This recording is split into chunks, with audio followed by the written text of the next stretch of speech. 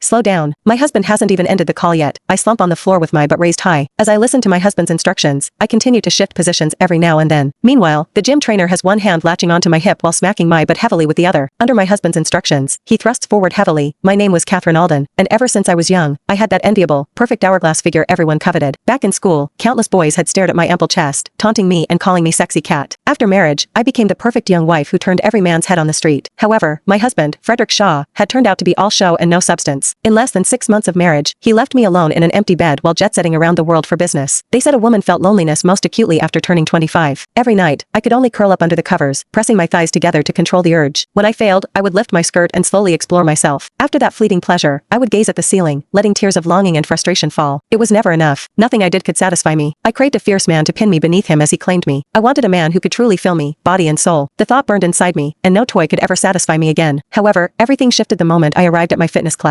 My new coach was a 6-foot-tall college student with broad shoulders and a narrow waist. When I walked in, he was lifting a barbell, showing off every defined muscle. His arms looked strong enough to lift me effortlessly. The entire gym seemed charged with raw masculinity. All the restlessness I had been barely holding back flared up again. I almost couldn't stop myself from rushing over and straddling his lap right then and there. My eyes drifted down to the space between his legs, and my breath caught. It was larger than I expected. If I were to be with him, would I be stretched to my limit? Are you here to work out? Come on in. Your regular coach is off today, so I'm filling in. I'm Samuel Wolf. His words snapped me out of my thoughts. I lowered my flushed face, trying to hide the thoughts I just had about his young, toned body. Oh, okay, alright, let's get started. First, sit on this exercise ball, and we'll do a few warm-up moves. Samuel brought the ball over. I sat down, following his gesture, but my poor balance made me wobble all over the place. With a sudden lurch forward, I crashed into his firm chest. The scent of his masculinity hit me immediately. I hadn't been this near a man in ages, and suddenly, every part of me thrummed with anticipation. Be careful, fearing I would stumble. Samuel reached out to steady my waist. His strong hands enclosed my slender frame, and when they brushed against the sides of my chest, tingling heat shot through me. I felt completely at his mercy, as if a single misstep could make me melt right into his arms. Next, engage your core and lean over this exercise ball. He was completely focused on the exercise, unaware that his touch had already ignited my body and left my cheeks burning with heat. I shook my head hard, trying desperately to push those inappropriate thoughts aside. Just as Samuel instructed, I leaned forward over the exercise ball. Excellent, just like that. Hold your position, Samuel said, looking down at my form. Suddenly, he barked. Don't let your hips lift. He swatted my backside. All the desire I had just forced myself to suppress ignited again. My legs clamped together uncontrollably, and a wave of warmth flooded my lower body, pulling wetly between my thighs. Afraid Samuel would notice, I blushed and scrambled to my feet, lowering my gaze. Sam, I need to go to the changing room for a moment. I'll be right back. Alright, hurry up. Don't take too long, he called after me. In the changing room, I quickly stripped out of my clothes. Sure enough, I was soaked. All of this was Frederick's fault for always being away on business. He had honed my body to be unbearably sensitive, then left me alone in an empty bed. And now, just a light touch on my backside by another man was enough to make me react. At that thought, I felt utterly wronged, and the fiery restlessness inside me had not subsided at all. In the end, I simply pulled out the little toy I always carried with me, sat back in the chair, and slipped it inside myself.